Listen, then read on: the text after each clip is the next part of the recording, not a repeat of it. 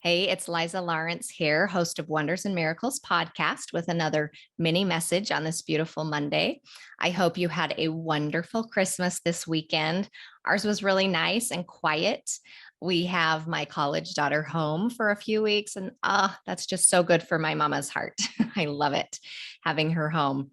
So, with the new year approaching, year 2022, and on reflection of Abby's experience in her episode last week, her near death experience, I was thinking a lot about new beginnings. And she even mentioned in her episode that we can always begin again. And while we might not have such a direct experience like Abby had, where she literally had to learn to walk again, talk again, eat again, we might not have that. We do still always have the opportunity to change and to start things over and to do things differently if they're not working. And that is the good news of the gospel of Jesus Christ. Literally, the gospel means good news. And he came to tell us, guess what? We can begin again. We can do things better. We can become new, born again, changed, more like him. And honestly, I think this is incredible. And this is always available to us. We can always start again. I learn best through experiences and stories. So I hope you don't mind that I share many of my own experiences and the things that I've learned through those experiences, because that's how I learn and gain knowledge. So I'm going to share another one right now. So there was a time in my marriage that my relationship felt very difficult and painful and heavy and stuck. And it was a time we were in the thick of raising children. And then our life circumstances, we were putting a big strain on our marriage relationship. So one day I was meditating and praying and crying to God about all the things that I felt were wrong in my marriage and with my husband and that were causing me pain.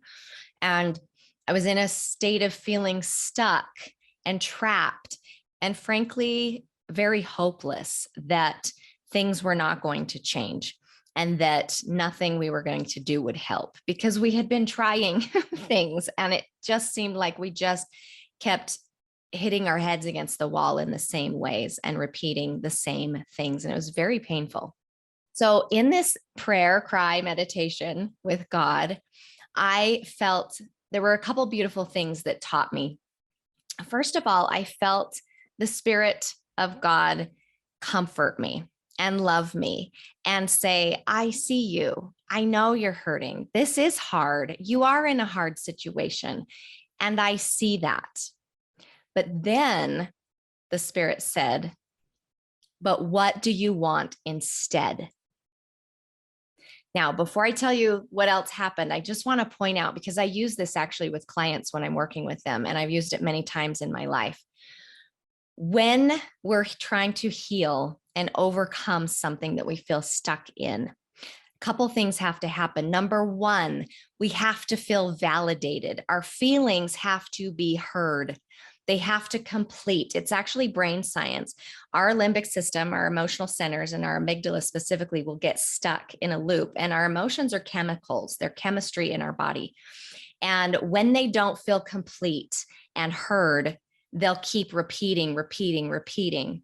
And so that's an important step. I see you. I recognize you're hurting and I validate that. It's okay. But we don't want to stay there and we don't want to stay in that cycle. So the next step is, now what do you want instead? Everything on this planet, that's how it was created. Everything is first created spiritually or mentally in our minds with emotions first. And then it's manifest and created in the physical form. So this is how that pattern works. And I saw this working in my life directly with this experience. So crying about what's going on, feeling validated, and then the new question, but what do you want instead, came in. And as soon as my mind settled on the possibility that things could be different and the question of, well, yeah, what do I want instead? When my mind opened up to that, I was downloaded with a vision of something new. And it wasn't something that I created, although that works too, but it was one that I truly felt God showed me. He gave to me, here's something you might want. And in this vision, I saw my husband and I standing side by side, and we were beings of light. We had light emanating from us, and it was like a golden, yellow, golden light coming out from us.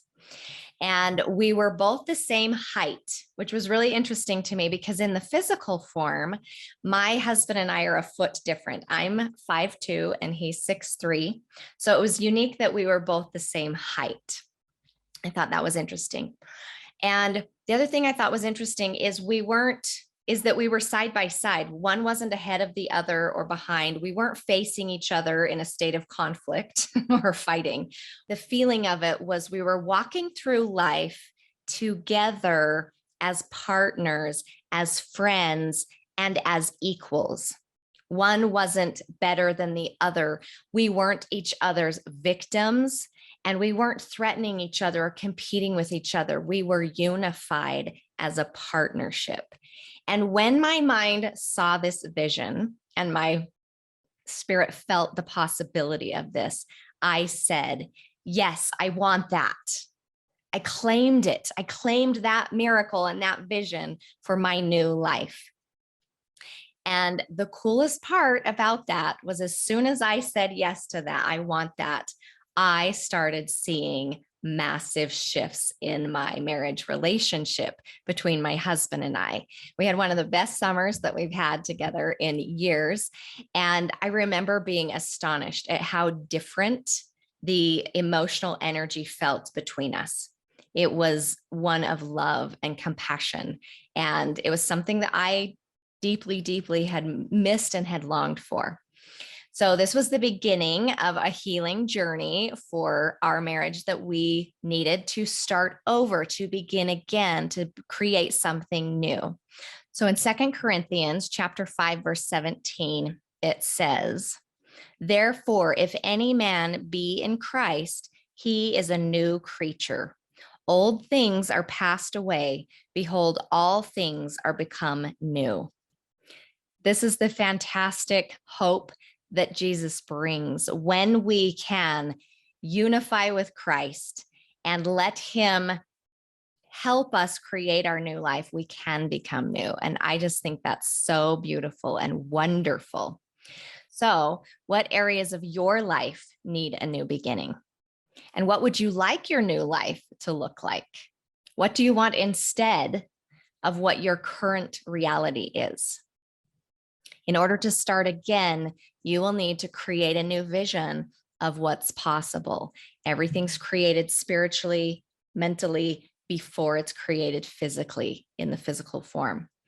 So with this new year coming up, I would invite you and myself to ask God to be involved in the process of helping create a new vision for your life and fill you with the hope and the good news that the new beginnings are possible and help you create that vision. I would love to hear in the comments where you're choosing to begin again. I'll go first. For me, I am choosing to see my body in a different way. And one day I was meditating just a few weeks ago, and I heard as one of my messages, cherish your body.